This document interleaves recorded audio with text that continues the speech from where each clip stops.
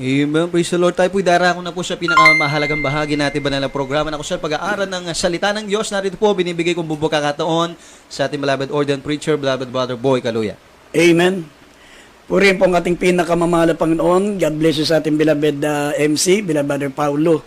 At malugod po akong nagbibigay ng pinakamataas sa pagsamba, pinakamataas sa pagpupuri, pagluwalhati, pagdakila sa ating Diyos na pinaglilingkuran ng ating pinakamamahal na Panginoong Kristo.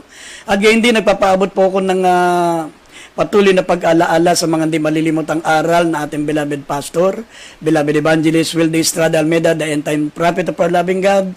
Gayon din sa ating beloved assistant pastor, beloved Lina C. Almeida. Gayon din sa lahat po ng mga beloved children, the Almeida family, nakako po malugod na bumabati sa lahat po ng mga apo, mga manugang, nating beloved pastor at beloved Almeida family. Gayon din sa lahat po mga minamahal natin mga kapatiran, Luzon, Visayas, Mindanao, mga kapatiran natin sa ibayong dagat. Lahat po na naabot po ng ating banal na gawain sa mga kapatiran natin dito sa Olongapo City. Pagpalain po kayo ng ating mahal na Panginoon, mga minamahal, tayo po ay manalangin muna bago tayo dumako sa mga banal na salita ng ating dakilang Diyos. Manalangin po tayo. Opo, dakil at mapagpala po naming Ama Diyos na mga pangyarihan sa lahat. Minsan pa malapanang humingi po kami ng kapatawaran sa aming mga pagkukulang, mga kamalian. Sa lahat ng aming mga pagsalangsang, patawarin mo po kami. Linisin mo po ang aming mga puso, gawin mo kaming karapat dapat magdala ng banal at sagradong salita. Dakilang Diyos, abutin mo mga minamahal na mga kababayan sa pamagitan ng mga salita mo. Mailapit po namin sila, mabigyan sila ng pananampalataya upang sila po tumanggap ng kagalingan, Panginoon, at katugunan sa kalmapanalangin. Pagpalain mo lahat ng mga nanonood, mga nakikinig, Panginoon, sinabi mo na ang mga salita hindi babalik, Panginoon, ng walang bunga sa lahat po ng taos-pusong nakikinig, Panginoon. Pagpalain mo po ang bawat isa sa amin at aming sinasaway lahat ng gawa ng kalaban. Demons of unbelief and doubts, demons of hindrances, we bind up our darkness in Jesus' name.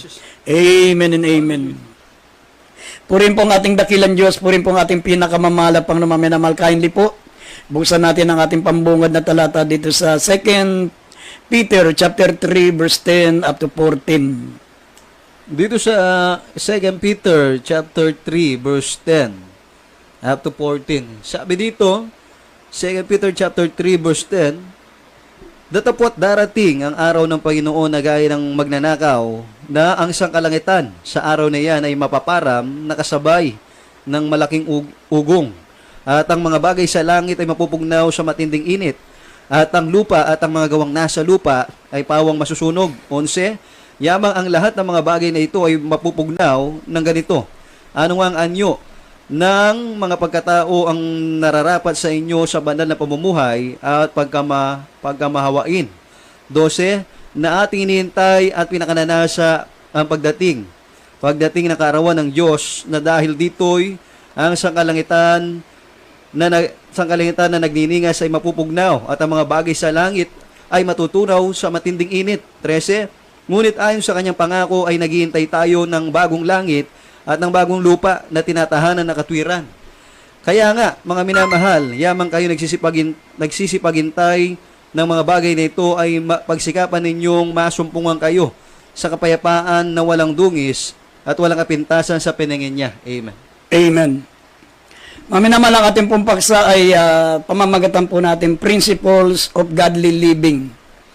Ang prinsipyo, mga minamahal, ng isang makadiyos na pamumuhay. Alam niyo mga minamahal, kaya po isinulat po sa banal na kasulatan ang mga talatang ito, ang mga tinatawag na prinsipyo ng banal na pamumuhay para mga minamahal, alam po natin kung paano tayo mamuhay ng tama. Paano tayo mga minamahal na maglilingkod sa ating pinakamamahal na Panginoon. Ano po ang mga dapat nating gawin upang tayo po ay manatiling nakalulugod sa ating dakilang Diyos. Dito po maminamahal specific ay inisa-isa po ang mga paraan upang tayo po ay maging banal. Sabi po rito, maging walang dungis. Sabi ng verse 13 and verse 14, sabi ngunit ayon sa kanyang pangako, naghihintay tayo ng bagong langit at bagong lupa. Na sabi ng verse 14, na kayo'y nagsisipaghintay ng mga bagay na ito, pagsikapan nating masumpungan tayo sa kapayapaan na walang dungis, walang kapintasan sa paningin niya. Kaya ito pong ating paksa, maminamal, ito po ay malalaman po natin kung paano tayo makapamuhay ng isang banal na pamumuhay. Yung sabi, masumpungan tayo sa kapayapaan, walang dungis, walang kapintasan sa harapan ng ating dakilang Diyos. Ang unang iniingi, maminamal, ang prinsipyo ng banal na pamumuhay, sabi rito unang-una, obeying authorities. Obeying authorities. Ibig sabihin, maminamal, yun tayo po ay magpasakop sa mga palatuntunan, sa mga nasa kapangyarihan. Nakalulungkot po ngayon, maminamal, marami mga mananampalataya. Hindi po nila alam paano sila, maminamal, tatayo sa banal na pamumuhay. Sabi rito, maminamal, kung sino po yung mga namiminuno po sa atin, kung sino po yung presidente, kung sino po yung hari, kung sino po, maminamal, yung pong nasa mataas na kalagayan. Bilang tayo po, maminamal, ay mga anak ng Diyos, sa ayot sa gusto natin, yung mga nasa Pangulo o nasa namiminuno sa ating pong gobyerno, bilang tayo po ay lumalakad sa banal na pamumuhay, kailangan natin silang sundin, kinakailangan nating magpasakop. Yeah. Sabi rito sa unang Pedro 2:13 hanggang 14 at mamaya Roma 13, talatang 1 hanggang 3, basahin po natin. Unang-una, maminamal, ay obeying authorities. Basahin po natin mga talata. Dito sa unang Pedro, kabanatang 2, talatay 13 hanggang 14. Sabi sa 13, kayo'y pasakop sa bawat palatuntunan ng tao, alang-alang sa Panginoon, maging sa hari na kataas-taasan, o sa gobernador na sinugo niya, sa pangiganti sa nagsisigawa ng masama, at sa kapurihan na nagsisigawa ng mabuti. Dito po sa kalat ng Roma chapter 13 verse 1 up to 3. Ang bawat kaluluwa ay pasakop sa mataas na kapangyarihan, sapagkat walang kapangyarihan na hindi mula sa Diyos, at ang mga kapangyarihan niya yaoy hinirang ng Diyos. Kaya nga ang sumasalangsang sa kapangyarihan ay sa utos ng Diyos sumasalangsang, at ang mga nagsisalangsang ay magsisitanggap ng kahatulan sa kanilang sarili. 3, sapagkat ang mga pinuno ay hindi kilabot sa gawang mabuti, kundi sa masama. At ibig mo bagang mawalan ng takot sa may kapangyarihan, gawin mo ang mabuti at magkakamit ka ng kapurihan sa Kanya. Amen. Amen. Yan po, maminamalang sabi ng banal na kasulatan.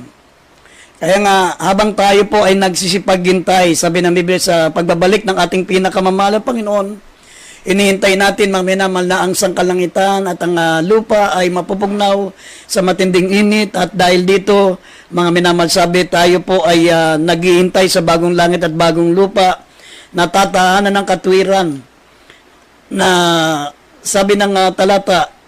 Kaya nga, habang nagsisipaghintay tayo ng mga bagay na ito, pagsikapan yung masumpungan sa kapayapaan, walang dungis at walang kapintasan sa paningin niya. Yes. Paano tayo magiging walang dungis, mga minamal, walang kapintasan, mga minamal, sa paningin ng ating mahal na Panginoon? Unang-una po inutos ng Biblia, obeying authorities. Inutusan tayo, mga minamahal, na tayo po'y magpasakop sa mga nasa mataas na kalagayan. Ang una-una sabi rito, pasakop kayo sa bawat palatuntunan ng tao, alang-alang sa Panginoon, sa mga pangulo, sa hari na kataas-taasan, sa mga gobernador na sinugo niya sa pagiganti sa mga nagsisigawa ng masama, at sa kapurihan na nagsisigawa ng mabuti.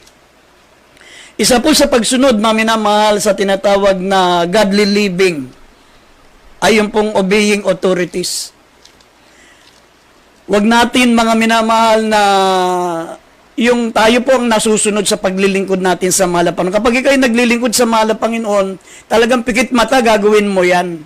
Katulad ng ginawa ng ating beloved pastor, mga minamahal, talagang pinagsikapan ng ating beloved pastor, mga minamahal, ikampanya yung mga mabubuting mga politiko, pero nung hindi sila ang nanalo yung mga kalaban ng ating kalaban ng mga gusto ng malapastor na maging pangulo ng bansa, ay nagpasakop din po siya kasi yun po nasa banal na kasulatan. Yeah. Kahit labag sa kalooban ng ating beloved pastor, beloved Mama Der, hindi sila, mga minamahal, lumaban. Hindi sila, mga minamahal, gumawa ng paraan para, mga minamahal, manghikayat na huwag sundin ang mga namiminuno. Nagpasakop sila, mga minamahal, katulad ng mga pangaral ng ating beloved pastor, beloved assistant pastor, tinuro nila yan na magpasakop tayo gaya ng sinabi ng Roma 13, 1 hanggang 3. Sabi, bawat kaluluwa pasakop sa mataas na kapangyarihan, sapagat walang kapangyarihan hindi mula sa Diyos. At ang kapangyarihan niya ay hinirang ng Diyos. Kaya nga, ang sumasalangsang sa kapangyarihan ay sa Diyos sumasalangsang. At ang mga nagsisalangsang ay magsistanggap ng katulan sa kanilang sarili. Sapagat ang mga pinuno ay hindi kilabot sa gawang mabuti kundi sa masama. Ibig mong bagang mawalan ng takot sa may kapangyarihan? Gawin mo ang mabuti, magkakamit ka ng kapurihan sa Kanya.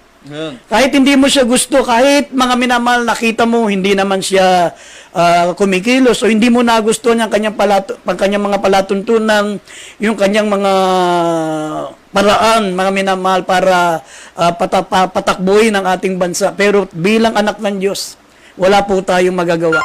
Yan. Sabi nga ng banal na kasulatan, mga minamahal, sa Daniel chapter 2, verse 21, kung mababasa po natin yan, pabayaan natin ang Diyos ang mag-alis. Sabi nga, Diyos ang naglalagay, Diyos ang nag-aalis. Pero bilang tayo po'y mga mananampalataya, sundin natin ang utos ng Diyos na tayo po'y magpasakop sa mga pamunuan, sa mga inilagay ng Diyos. Maminamal, Diyos po ang gumawa ng paraan yan.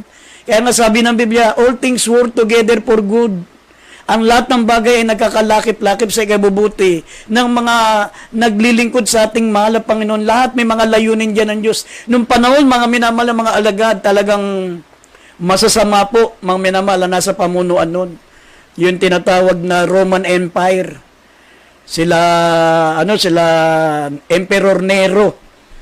Mga minamahal, sila Titus the Great. Yan ang mga naging pamunuan nun. Sila po ang mga nakaupo sa gobyerno. Sila Constantine the Great. Yan po, maminamahal, ang nasa pamunuan. Pero hindi nyo po mababasa dito sa banal na kasulatan na lumaban ang mga mananampalataya. Wala kayong mababasa rito na sila po yung naging magsik. Wala kayong mababasa rito, maminamahal, na ang mga alagad noon ay hindi nagpasakop. Talagang hanggang kamatayan, mga minamahal, nagpasakop po sila. Sinusunod nila ang salita ng Diyos, maging mitya man ng kanilang buhay. Pero dito po sa mga Gawa, Kapitulo 5, talatang 29, ang hindi lang natin susundin sa kanila, yung pag tayo po, maminamahal, ay pinasunod sa hindi kalooban ng Diyos. Halimbawa, katulad ni Haring Nabucodonosor. Si Haring Nabucodonosor, maminamahal, pinasamba niya si Shadrach, Meshach at Abednego sa rebulto, sa mga Diyos-Diyosan. Kasi sinabi ni Shadrach, Meshach, Abednego, O Hari, hindi kami susunod na sambahin ang mga Diyos-Diyosan mong ginawa. Kung kami ay parurusahan mo, ililigtas kami ng mahal naming Panginoon Diyos. Pero kung hindi kami ililigtas ng Diyos sa ginawa mong hurnuan para kami po'y parusahan doon, hindi pa rin kami sasamba kahit hindi kami iligtas ng Diyos namin pinaglilingkuran. Kaya itinapon sila, maminamal, sa hurnuan, ngunit hindi sila napahamak. Iniligtas sila ng ating mahal na Panginoon. Gayon din po dito, kung mababasa po natin Acts chapter 5 verse 29, meron pong tinatawag na limitasyon. Pag tayo po ay pinasasamba na sa mga rebulto, pinasasamba na tayo sa hindi nais ng Diyos, pwede tayong sumuway. Sabi rito, Acts 5:29. Dito sa mga Gawa, Kabanatang 5, talatay 29, datapwat nagsisagot si Pedro at ang mga apostol at nagsabi, dapat muna kaming magsitalima sa Diyos bago sa mga tao. Amen. Ito po, maminamahal, ay dahil sa pinagbabawalan po ng mga pamunuan dito, yung pangangaral ng Ebanghelyo, ayaw ng mga namiminuno dito sa Israel na ipangaral yung salita ng Diyos. Hinahadlangan sila, ikinukulong sila, itinatali sila.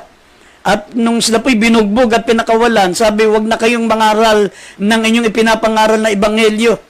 Pero sumagot si Apostol Pedro, sabi niya, dapat nagsisagot si Pedro at ang mga apostol na nagsabi, dapat muna kami magsitalima sa Diyos bago sa mga tao. Kasi pinagbabawalan silang mangaral ng salita ng Diyos. Kapag pinakulong sila, binugbog muna sila, at bago sila pinakawalan, at binalaan na wag ng mga ngaran. Kaya nga, maminamahal, meron namang yung tinatawag na limitasyon. Pero kung hindi naman tayo, mga minamahal, pinagbabawalang sumamba, mga minamahal, ang iniisip lang ng natin, mga minamahal, dahil hindi natin kursunada, ay kasalanan po yun. Yung tayo po, mga minamahal, ay hindi magpapasakop sa pamunuan. Yun nandun sa nakaupo na po, kahit hindi natin kursunada, kahit hindi natin gusto. Bilang ikaw ay anak ng Diyos, bilang ikaw ay mananampalataya, sa ayot sa gusto mo, mga minamahal, kinakailangan mong sumunod. Yeah. Sabi rito, mga minamahal, sa sa Judas, chapter 1, verse 8, dito po, mga minamahal, yung mga tao po noon, sabi rito, hinahamak nila ang mga nasa pamunuan, nilalait nila yung mga pinuno, kaya kasalanan po pala yun. Sabi rito, basahin po natin, Judas 1:8. Dito sa Judas chapter 1 verse 8. Gayon may ang mga ito rin naman sa kanilang pagkagupiling ay inihahawa ang laman at inahamak ang mga paghahari at nilalait ang mga puno. Amen. Amen. Ang tinutukoy dyan, maminamal na hinahamak ang mga paghahari. Ibig sabihin, sila po ay nagsasalita ng mga masasama sa mga pamunuan. Amen. Sabi, despise dominion, speak evil of dignities. Nilalait nila yung mga nasa pamunuan mula gobernur, mayor, mga senador. Bilang tayo po, maminamal, ay mga mamamayan, kinakailangan po tayong magpasakop sa kanila. Amen. Yan po ang prinsipyo ng banal na pamumuhay. At pangalawa, sabi ng Biblia, mga minamahal, in good company. Ibig sabihin, mga minamahal, tayo po ay dapat lumakad po, mga minamahal, kung ano po ang inuutos ng ating mahal na Panginoon. Huwag tayong makibahagi sa mga taong masasama, sa mga taong lumalabag sa utos ng Diyos. Sabi, pakisamahan natin yung mga sumusunod sa kalooban ng Diyos at magsiwalay tayo sa mga kapatid, mga minamahal na hindi lumalakad ng walang kaayusan. Sabi rito, basahin po natin dito sa 2 Thessalonians chapter 3, verse 6 and verse 14. Basahin po natin. Dito sa ikalawang mga taga-Tesalonika, kabanatang 3, ang talatay 6 at 14. Aming iniutos nga sa inyo, mga kapatid, sa pangalan ng ating Panginoong Jesucristo, na kayo'y magsihiwalay sa bawat kapatid na lumalakad ng walang kaayusan at hindi ayon sa aral na tinanggap nila sa amin. Talon na 14. At kung ang sinumay hindi tumalima sa aming salita sa pamamagitan ng sulat na ito, inyong tandaan ng taong iyon upang huwag kayong mag-isama sa kanya nang siya'y mahiya. Amen. Yan po, maminamal, ang prinsipyo ng Diyos sa isang banal na pamumuhay. Pero sa panahon natin ngayon, maminamal, talagang bihira yung talagang umiiwas sa mga tao pong lumalabag sa kalooban ng Diyos. Karamihan po sa mga mananampalataya ngayon, kampi-kampi. Sama-sama, barkada sila. Pag ang isang kakasama nila hindi sumusunod, sasama na rin sila. Hindi yan isang prinsipyo ng banal na pamumuhay.